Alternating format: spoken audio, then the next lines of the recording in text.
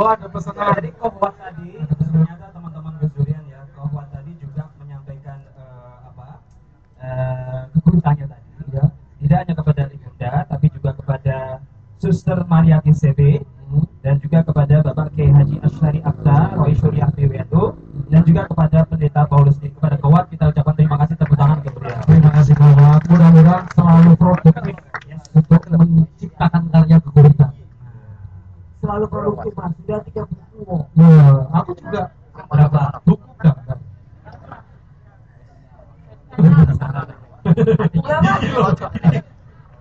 Apa? Pinter. Kode ya? Iya kayak pinter, mulai bahan bakarnya diesel.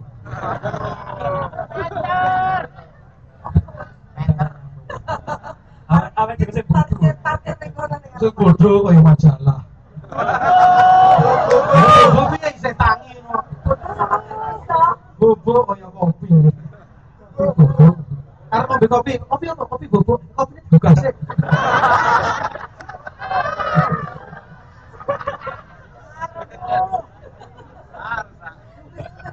Mas anak kita kalau mas stand up komedi jalannya waktu stand up komedi Jarine fasolasido. Doremi asam manis wi. Wah. Ayo. Yuk apa selanjutnya? stand up komedi by Anang Batas. Aku bukan komedian daripada itu. Komedian daripada itu. Kemudian orang kayak ngomong kemudian cakepnya melonyo dia ngebel tuh.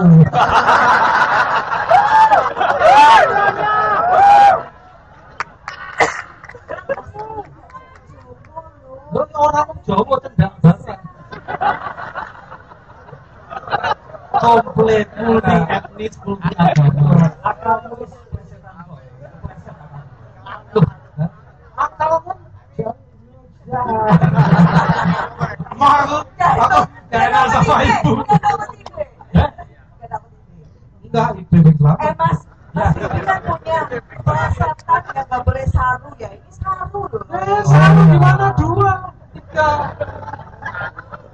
Satu ini Senin. Gini loh, Mas, diri itu kayak Gus Dur. Humor-humornya tuh pasti lucu nih. Mesti orang di sini. Kayak yang tadi dicontohkan oleh ibu tadi, yang panjatkan syukur. Ya, terus syukur kan sudah bisa memanjat. Itu sama juga dengan sebenarnya kata-kata ini. Mohon untuk menghormati bulan puasa. Bulan puasa itu sudah terhormat kok pakai masih kita mohon. Wah, pinter tenan. Aku. Terus waras. Terus ada saran misalnya, kan kita ini multi agama. Ya, ada yang saran ketika bulan puasa. Mohon yang lain yang tidak berpuasa makanlah di tempat tertutup. Dia orang angel makan di tempat tertutup. Ya makan tempat terbuka. Oke, mudah-mudahan pesan-pesan dari Gus Dur betul-betul kita rasakan malam hari ini. Amin, amin ya robbal alamin. Dan berikutnya kita akan Bersama-sama dengan Romo Triwidodo PR untuk sebuah puisi bagi Gus Dur. Romo.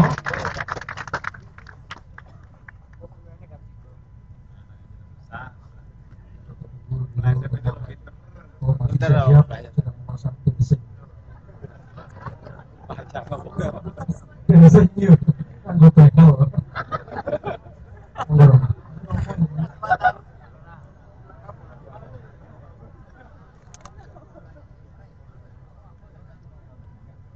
misi saya beri judul dulu dan sekarang. Ini saya rangkai beberapa hari yang lalu di kaki yang Merapi di Tarasana. Setrum. Gus, indahnya bersamamu. Ketika aku bersedekah itu ajaran, tetapi engkau meneladankan. Ketika aku bertoleran itu beban, tetapi engkau menjalankan. Ketika aku takwa itu kewajiban, tetapi engkau menjadikannya kerinduan. Ketika aku tulus itu masih cita-cita, tetapi engkau menjadikannya realita. Ketika aku berlaku kasih itu perjuangan, tetapi engkau menjadikannya makanan harian. Andai engkau terus bersama bangsa ini, kami malu meski pakai baju. Andai engkau hidup 1000 tahun lagi, hidup kami mudah dimanai. Tetapi kehendaknya lah yang terjadi. Engkau harus kembali ke pangkuan ilahi. Terus 4 tahun yang lalu, ketika kami ini masih bersamamu, kami sadar mengapa kami berbeda. Kami sadar mengapa kami beragam. Kami sadar perbedaan itu indah. Kami sadar bahwa kami kaya. Kami sadar semuanya itu karunia. Tetapi sekarang, setelah engkau meninggalkan bangsa ini, berbeda itu berarti musuh. Berbeda itu tak indah, tetapi masalah. Berbeda itu bukan berkah, tapi musibah. Beragam itu berarti kelilip yang harus dikipaskan. Kaya berarti satu paham, satu seragam, dan satu keyakinan. Kami prihatin. Kami prihatin. Kami perih karena tanpa batin. Gus, ingatlah kami yang masih di alam fana ini. Jangan-jangan semakin lama kami bertahan, semakin dunia tidak tentram. Jangan-jangan anak cucu lahir langsung tertawa miris, bukan menangis, karena melihat adegan badut murahan dari mbahnya. Jangan-jangan kami menjadi memedi di setiap bui karena korupsi.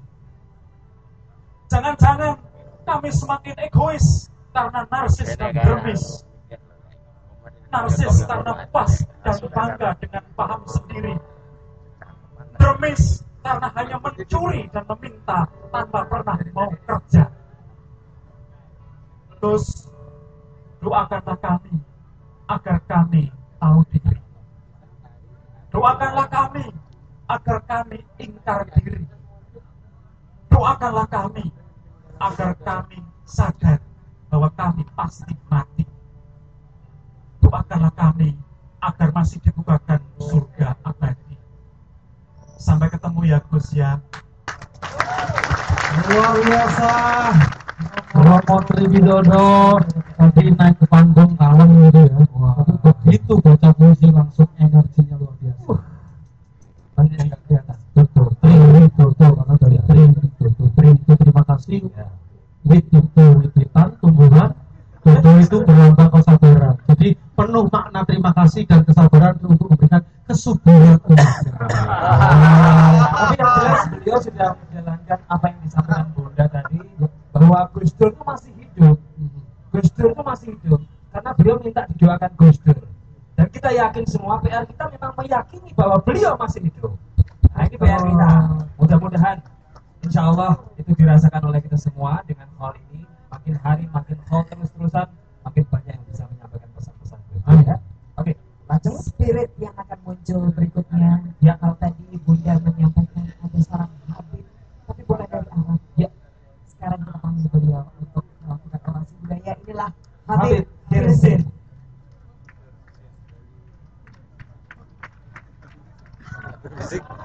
Habib Rizik ya.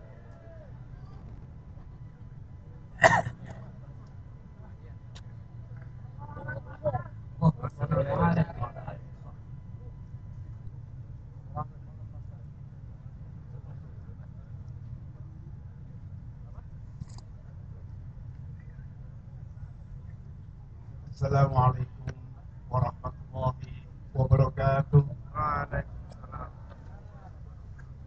Alhamdulillah wa syukurillah wa ala Sayyidina Muhammadin Rasulillah wa ashabihi wa mawala. Yang kita hormati dan kita cintai Ibu Cinta Nuria Abdurrahman Wahid beserta para duriyah Gus Dur, Adik Alisa, Dr. Lida, Dr. Nada Munawarah, Adik Inayah Wulandari, mau tak pikir kantormu saya buka tiba tutup ya. Sana para romo, para pendeta, para rasi, para alur agama, ruangan karo anu kegiatan. para hadirin yang berbahagia. Amit balik. Pada malam hari ini saya diminta untuk bersama-sama mengantarkan sebuah renungan tentang betapa seorang Gus justru dengan kemanusiaannya yang sederhana, yang tulus, melahirkan satu keberanian dan ketahanan dalam menghadapi berbagai tantangan dalam kehidupannya. Saya tidak tahu mengapa saya diminta untuk berbicara malam hari ini. Mungkin karena saya termasuk orang yang cukup lama menyertai Gus Dur sejak masih muda, sejak bersama-sama merintis di dunia akademik, tapi juga dunia pembangunan, dan bersama-sama melakukan advokasi kebijakan baik di dalam negeri maupun di luar negeri, maupun sampai beliau menjadi presiden. Bagi kami sekeluarga sebenarnya Gus Dur tidak pernah pergi. Bagi saya dan istri saya Sri Hindun Fauzia dan dua anak saya Ahmad Fikri Arif dan juga sahabat dari Adik Inayah dan juga keluarga kami, Gus Dur masih bersama kita. Itulah sebabnya selain mendoakan, kami masih terus merenungkan, masih terus mencari makna dari apa yang secara simbolis telah diwariskan, telah menjadi legacy dari Gus Dur yang tinggalkan pada keluarga, pada kita semuanya. Tadi Mbak Nuria menyebut bahwa saya adalah Habib yang bukan dari Arab. Gus Dur sering mengatakan kita punya satu-satunya Habib yang asli. Saya Habib dari Borobudur. Tadi saya matur kepada Ibu Nuria bahwa sejak 2 tahun yang lalu setelah saya selesai tugas saya di Komnas HAM, anak-anak mengatakan bahwa Jakarta sudah tidak masuk akal. Mereka ingin pindah, dan ternyata mereka yang lahir di Jakarta, 2 anak saya, mereka memilih kita kembali ke Jalan Borobudur. Orang-orang menyebut saya Habib Borobudur. Bahkan 2 minggu yang lalu dalam sebuah konferensi di Bali dalam World Cultural Forum yang menghadirkan Profesor Amartya Sen, penerima hadiah Nobel Perdamaian, beliau juga menyebut saya sebagai Habib dari Borobudur.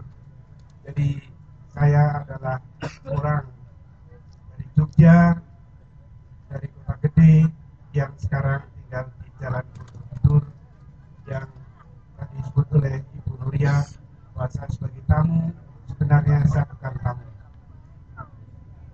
Mungkin yang bisa saya sumbangkan adalah renungan kecil tentang bagaimana kita memaknai langkah-langkah, ucapan-ucapan, bahkan gurauan-gurauan dan sindiran-sindiran Gus Dur yang secara simbolis sebenarnya punya makna yang sangat dalam.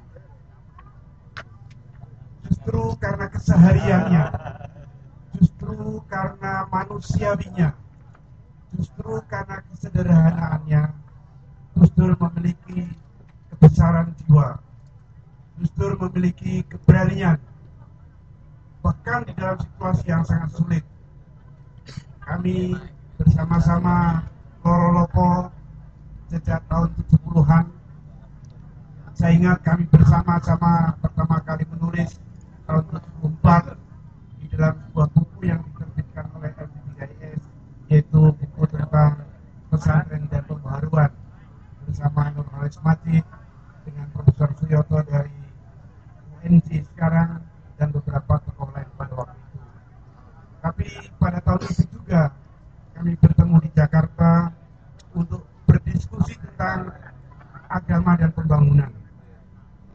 Pada saat itu agama memang sedang dipertanyakan perannya di tengah-tengah masyarakat yang sedang menghadapi persoalan kemiskinan, persoalan pengangguran, persoalan hak asasi manusia, bahkan yang sampai sekarang masih terjadi masalah-masalah yang menyangkut kerukunan antar umat beragama, kohesi sosial, dan kerjasama di antara anak bangsa. Saya ingat pada waktu itu Gus Dur mengutip dari Asy-Syatibi tentang maqasidus syariah, tujuan akhir dari syariah, atau yang sering disebut sebagai kebutuhan dasar yang 5.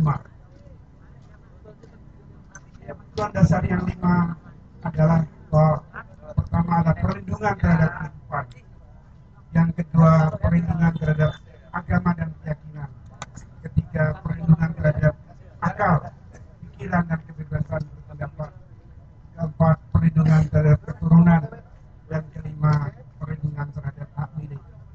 Pada saat itu pemikiran ini dianggap sesuatu yang baru ketika diletakkan dalam konteks pembangunan yang pada waktu itu arahnya yaitu untuk mencapai kepada pertumbuhan yang justru merusak hubungan antar, merusak lingkungan hidup, bahkan sampai kepada pelanggaran hak asasi manusia.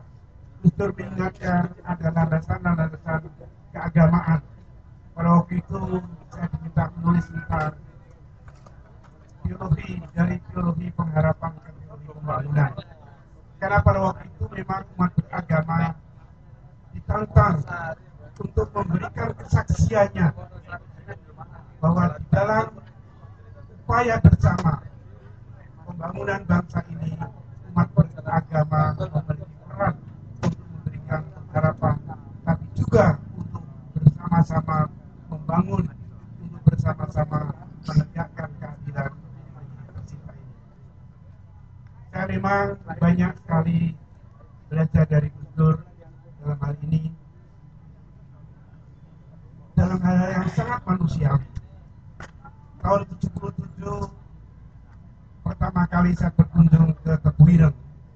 Pada waktu itu Gus Dur masih menjadi sekretaris pesantren Tebu Ireng. Saya bersama beberapa rombongan kawan dari ACFOR, Asian Cultural Forum and Development, dari 8 negara. Pada waktu itu Gus Dur dengan berbaik hati menawarkan kepada saya untuk menginap di kediaman beliau di Denanyar. Dan kelebihan Gus Dur sebagai manusia adalah waktu itu saya dibonceng di atas Vespa yang beliau kendarai. Saya ingat Vespa biru, beliau mengendari Vespa itu dari Tebu Ireng, memboncengkan saya ke kediaman beliau waktu itu di Denanyar. Peristiwa ini bagi saya merupakan satu simbol bahwa kebersamaan, bahwa bahasa manusia, bahasa cinta adalah bahasa yang melatar belakangi kehidupan yang adil, kehidupan yang bermartabat, dan kehidupan yang saling memuliakan satu sama lain. Pada tahun 80 kami berdua, saya dengan Gus Dur bersama Kiai Hamam Ja'far di pesantren Babelan menerima penghargaan International Award for Architecture yang dihasilkan dari kegiatan kami di pesantren Babelan. Yang menarik adalah bahwa yang memberikan informasi tentang adanya award ini adalah saudara Sidney Jun yang sekarang jadi seorang konsultan di Jakarta. Dan pada waktu itu saya diminta untuk menulis laporan tentang bagaimana pesantren itu dibangun, bagaimana kerjasama dengan masyarakat, bagaimana kegiatan-kegiatan yang dilakukan antara pesantren dengan masyarakat sekitar. Karena waktu itu kami tidak memiliki mesin tik IBM, maka saya datang ke Jakarta, saya menginap di rumah Bu Wahid Hasim, di rumah Gus pada waktu itu ibunya Gus Dur di Matraman. Dan pagi harinya itu saya ingat hari itu adalah hari Sabtu, hari libur kantor. Gus Dur berbaik hati untuk mengajak saya ke kantor beliau di LSP sebagai ahli pembangunan dan meminjam kunci kantor beliau sebagai pemimpin redaksi majalah pembangunan LSP, dan beliau mengetikkan proposal atau laporan yang akan dikirim ke panitia dari akan direktur yang ada di Philadelphia, Amerika. Dengan sangat manusiawi, sekali lagi Gus Dur mengetikkan laporan saya yang akan dibawa ke Amerika untuk menjadi salah satu peserta dari International Award for Architecture, karena panitianya berada di Philadelphia, sementara Dewan Jurinya berada di Jenewa. Dari tempat mengetik, kami kemudian naik taksi kuning, taksi presiden pada waktu itu yang yang Riot. Kami dari Sudirman kemudian menuju ke pada waktu itu kantor dari Ford Pollution masih di Kebun Sirih, tempatnya Sidney Jun, untuk menitipkan proposal atau menitipkan laporan dari Agahan World Architecture untuk menerima panggilan. Inilah kelebihan Gus Dur. Beliau sudah, saya bayangkan sekarang bagaimana seorang presiden kemudian mengetikkan untuk saya, kemudian membawa kepada saudara Sidney Jun untuk kemudian dikirim ke Amerika. Alhamdulillah pada tahun 80 kami bertiga mendapat penghargaan itu atas nama Pesantren Babelan, Gus Dur, saya dan Kiai Hamam Gafar. Dan sejak tahun 80 itu Gus Dur bersama saya bukan arsitek, diangkat menjadi anggota IAI, Ikatan Arsitek Indonesia, sebagai non-arsitek. Inilah hal-hal yang manusiawi yang saya rasakan. Bagaimana seorang Gus Dur dengan rendah hati, dengan sangat manusiawi menolong satu sama lain. Banyak perjalanan kami dalam menempuh. Pada waktu itu kita masih dalam situasi represi pada zaman Soeharto. Kami berkali-kali ke Eropa, ke Berlin, ke Brussels, ke Paris untuk melakukan advokasi, dan itu tidak mengandung, bukannya tidak mengandung risiko, tapi Gus Dur dengan keberanian. Tapi keberanian ini dilengkapi dengan fakta dan data. Kekuatannya adalah pada kajian. Istilah kelebihan Gus Dur adalah melakukan kajian-kajian pembangunan, kajian-kajian tentang hutang-hutang internasional, kajian-kajian tentang pertumbuhan kependudukan, kajian-kajian tentang bagaimana pembangunan yang sebenarnya sudah ikut merusak lingkungan hidup. Pada satu hari dalam perjalanan waktu itu kami berdua, dan yakin pada waktu itu Soekarno yang sudah hadir, kami diundang ke UNESCO untuk berbicara tentang dialog tentang Islam dan Buddhism di dalam menghadapi globalization, global ethics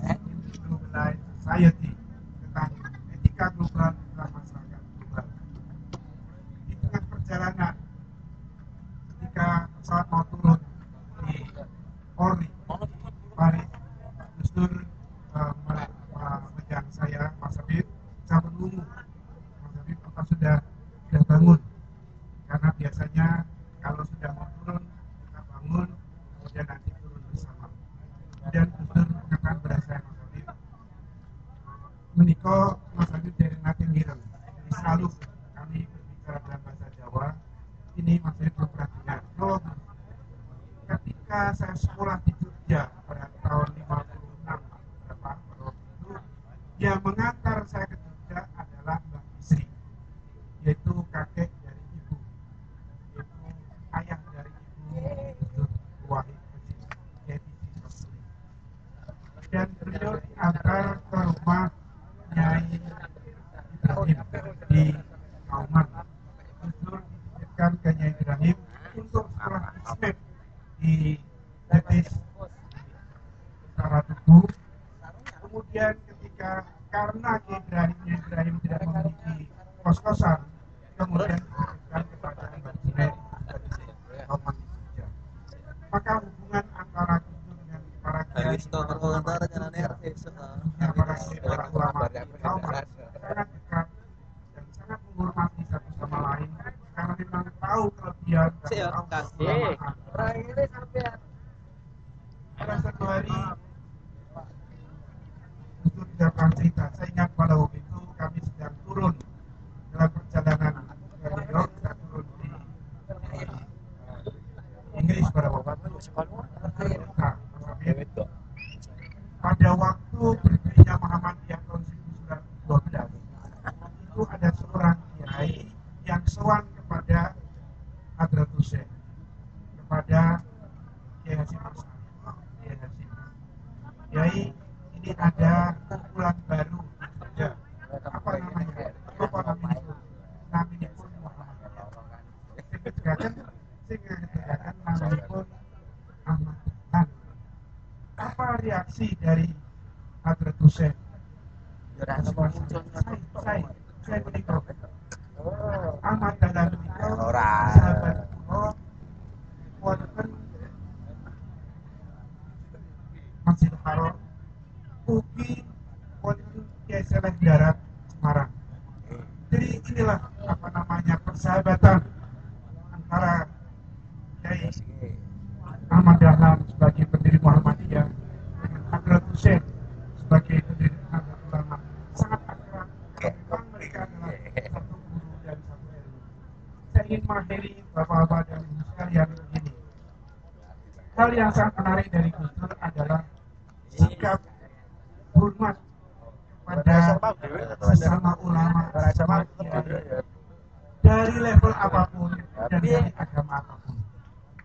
Pada tahun 96, ketika kita mempersiapkan sebuah pelatihan untuk pesantren-pesantren di Magelang, tiba-tiba Gus Dur kami ketika sholat di masjid besar Magelang, kedatangan seorang kiai muda waktu itu yang sekarang menjadi seorang kiai terkemuka, yaitu Kiai Raden Muhaimin dari Kaliangkring. Yang menarik adalah bahwa Gus Dur pada waktu itu menyebut Kiai Muhaimin itu sebagai Raden Muhaimin dan membahasakan Kiai Muhaimin yang waktu itu masih muda dan berasal dari Kaliangkring. Gus Dur dari Duriya Tebuireng menyebutnya sebagai Kiai Raden Muhaimin. Kelebihan Gus Dur mendudukkan seorang kiai dari desa dari Kaliangkring yang jauh dengan menyebut sebagai Kiai Raden Muhaimin. Dan semangat hidup Gus inilah yang kemudian membawa beliau menjadi seorang tokoh nasional. Bahkan ketika beliau sakit dan terakhir melakukan bercuci darah, saya ingat beliau pernah cerita kepada saya bahwa Mas Habib, dulu ada orang stroke kemudian meninggal. Saya stroke 2 kali malah jadi presiden. Saya kira ini sekedar apa yang bisa saya sampaikan sebagai oleh-oleh dari Borobudur. Sekarang ini saya Habib dari Borobudur untuk sekedar mengingatkan justru dengan sikap-sikap yang manusiawi sikap-sikap rendah hati. Saya ingat betul ketika beliau tahun 2000 ketika menjadi presiden mengajak saya untuk haji. Loh, Mas Habib tidak haji. Dan apa yang terjadi ketika kami berada di Masjid Nabawi menjelang haji pada malam itu, kami mendapat kesempatan masuk ke Raudhah dan tidak ada satu orang pun yang berada dalam Masjid Nabawi, dan kita di Raudhah hanya bersama dengan Ustaz Quraisy Shihab dengan beberapa orang sahabat saja. Kemudian setelah selesai, setelah ziarah ke makam Rasulullah, kemudian akan kembali, semua sudah siap, Pas Wapres sudah siap, tiba-tiba saya dipanggil oleh kalau tidak salah Pak Sutarman pada waktu itu ajudannya yang sekarang menjadi Kapolri. Ustaz Habib, kemudian saya, ada apa? Kok sudah siap, sudah ada laporan, sudah mau berangkat, terus saya dipanggil. Kemudian saya datang kepada Gus Dur dan dibuka pintu mobil presiden. Dan inilah yang terkesan pada saya sebagai seorang presiden. Beliau mengatakan, Mas Habib, tolong merumi ini. Seorang presiden mengatakan, Mas Habib, saya mendahului. Saya ini apa? Saya warga negara biasa, tapi seorang presiden mengatakan, Mas Habib, tolong merumi ini. Ini sekedar cerita, mudah-mudahan ada manfaatnya. Assalamualaikum warahmatullahi wabarakatuh.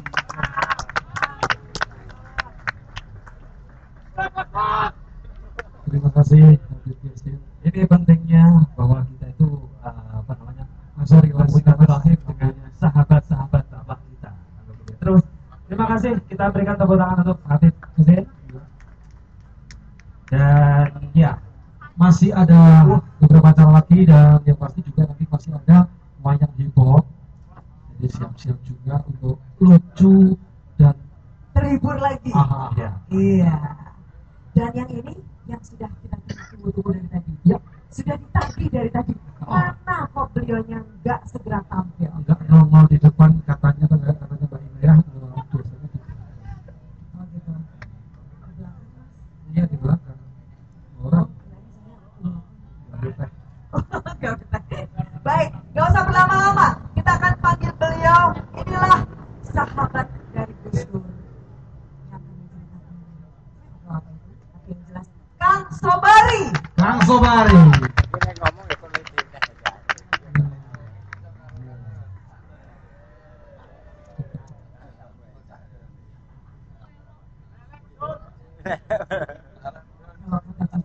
Gus Dur panggilnya Mbak. Iya.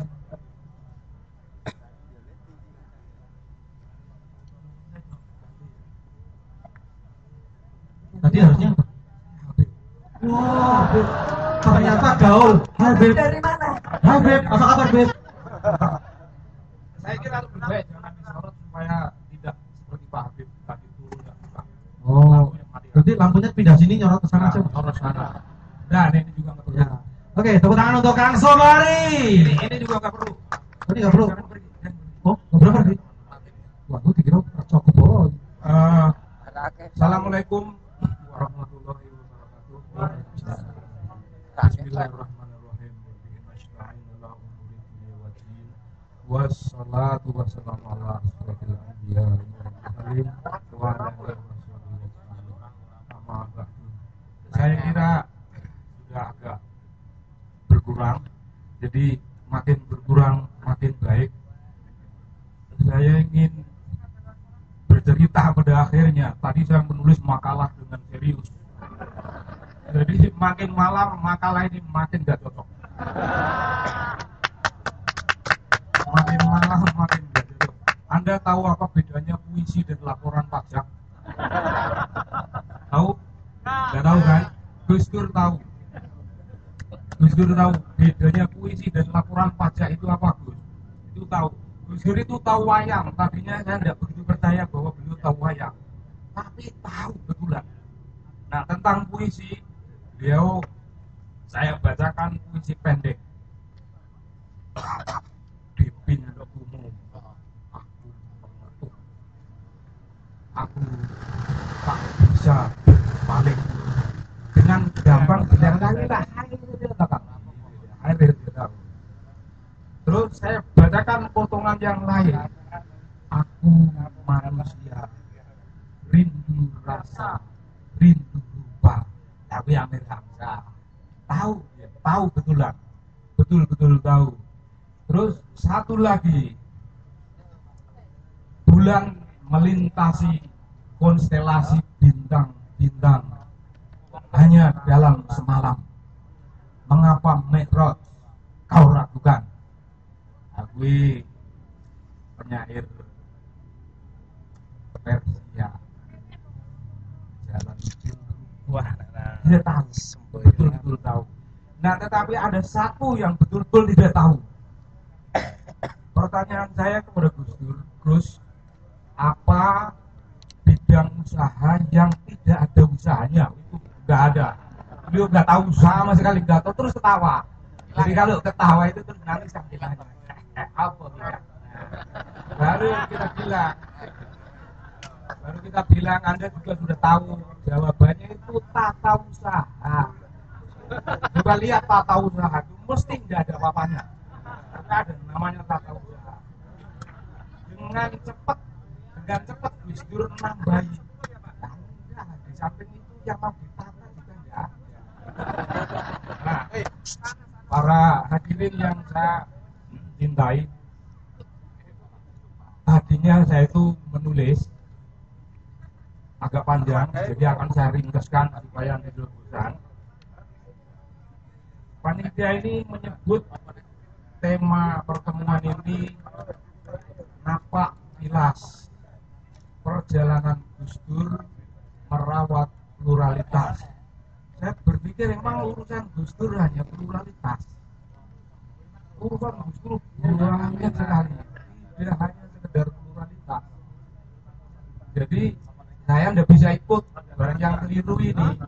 Urusan Gus Dur banyak tadi sudah diuraikan. Jadi saya meningkat, saya tidak ingin menguraikan lagi.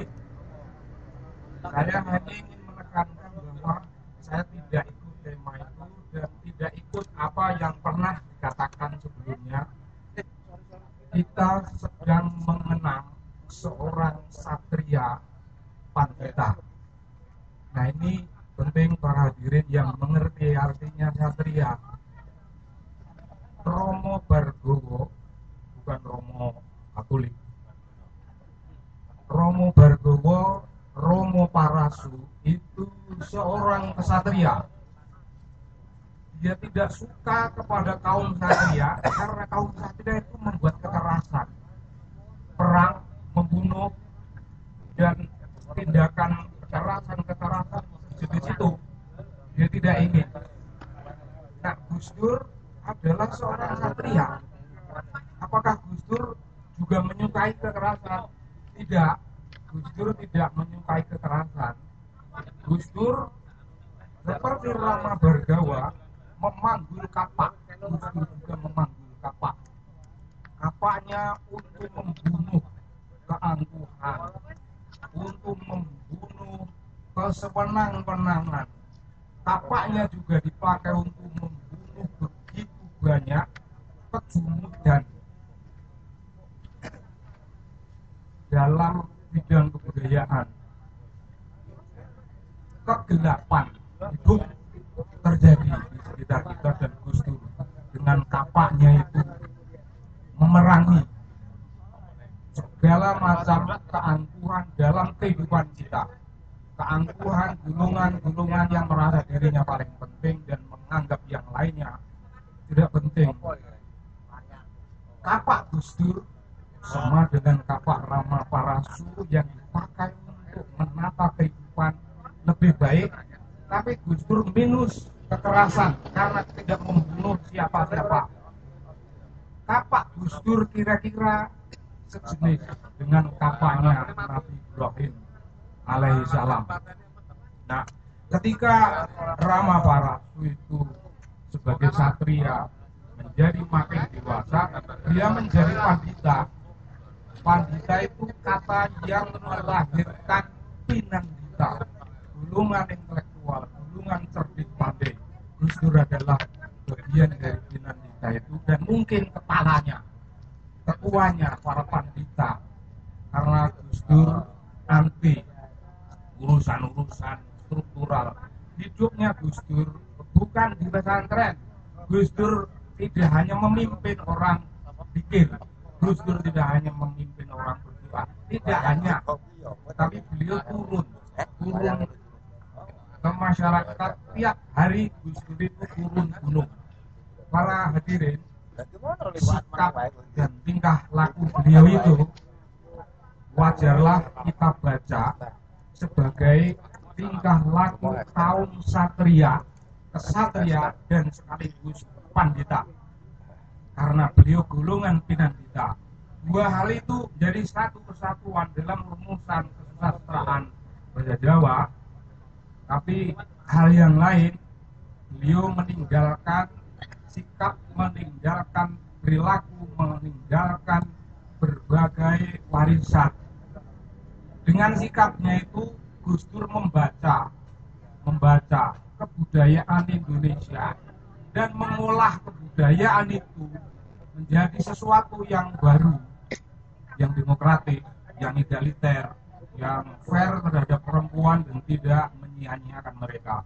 Gus Dur membaca sekaligus menciptakan kebudayaan. Ini perkara yang sangat besar. Mari kita bersama-sama membaca beliau dalam konteks gerakan sosial. Kalau Anda memahami di masyarakat akademik sekarang ini berkembang satu pemikiran yang bernama gerakan sosial baru yang sangat dahsyat. Nah, bagi kita, apa yang ditinggalkan Gus Dur wajib kita rawat, wajib kita pelihara, wajib kita teruskan, dan kita melakukan gerakan sosial itu terus-menerus dengan satu model seperti itu. Gus Dur adalah orang yang militan, dan satu hal yang tidak banyak disadari, sakit bertahun-tahun dan tidak hanya satu jenis penyakit, Gus Dur tidak pernah mengeluh. Ini tidak ada pada orang lain. Assalamualaikum warahmatullahi wabarakatuh.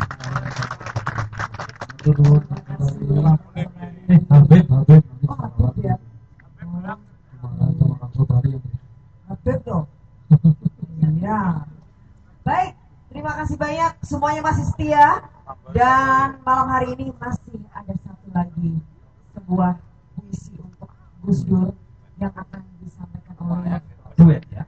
ya Kiai Haji Mustafa Hasyim dan akan diiringi oleh Romo Aloysius Budi Purnomo.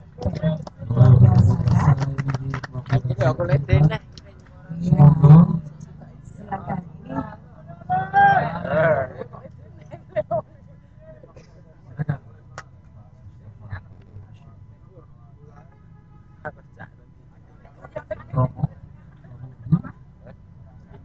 Seandainya kita bisa selalu beriringan seperti ini ya, indahnya Indonesia. Wah, pakai saksofon ini Romo gaul. Ini seperti pepatah. Apa itu? Tak ada rotan saksofon jadi. Gak ada yang patah, Mas. Ini malah kayak guru banyak. Mas bisa minta mikrofon? Jangan diminta, Mas. Beli. Enggak, ini lo buat kenal pot nih. Oh sudah ada. Sudah ada. Oh ini gak harus. Oh, baik. Oh ini loh. Deso ya. Deso Mas Tuor.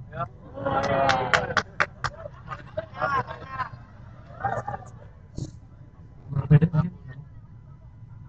mungkin. Itu cocok ora dibuat.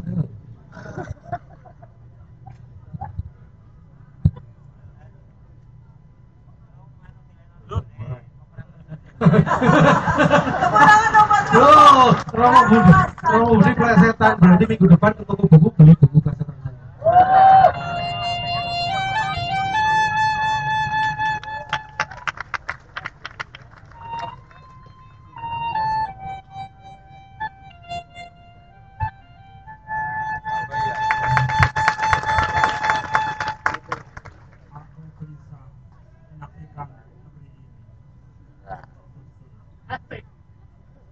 Yes.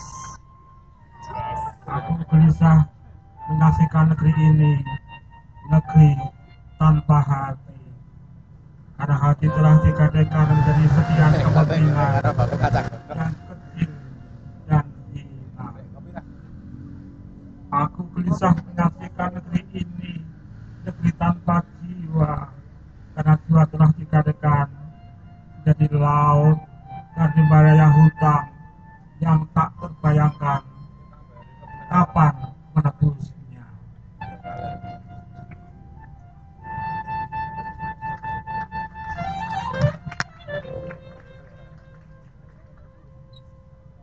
Aku gelisah menyaksikan negeri ini, negeri tanpa lagu murni, anak-anak kehilangan nada, remaja kehilangan irama, orang tua kehilangan syair penyejuk hidupnya.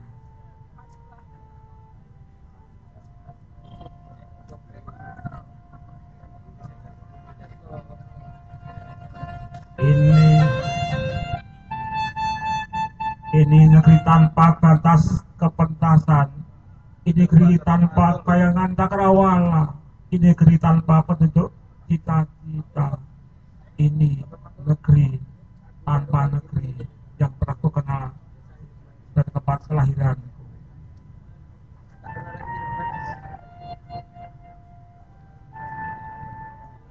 Banyak yang hilang di negeri ini, bahkan hilang itu sendiri telah hilang.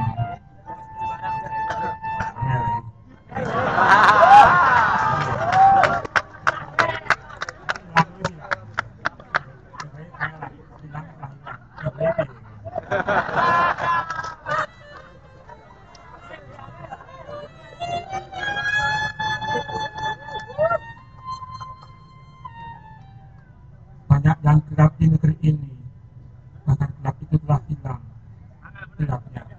Ye.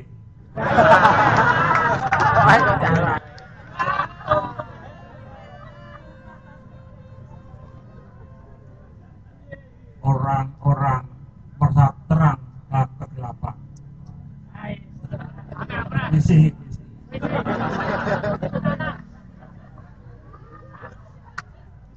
Aku gelisah menyaksikan negeri ini, negeri yang kehilangan arah, hulu sangka hilir dan muara jangka mata air. Muara bagus. Gak kelem.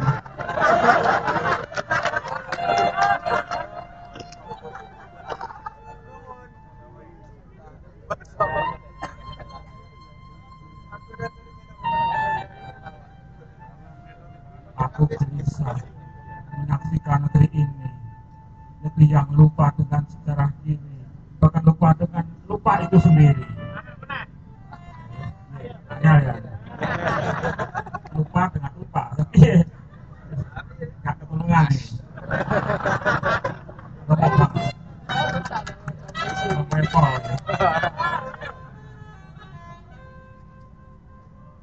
Ini negeri tanpa bentuk, karena bentuk telah dilupakan bentuknya.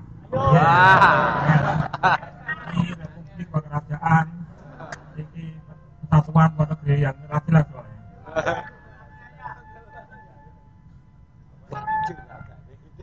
Aku begitu gelisah, wahai Gustur. Aku teramat gelisah, wahai Batur.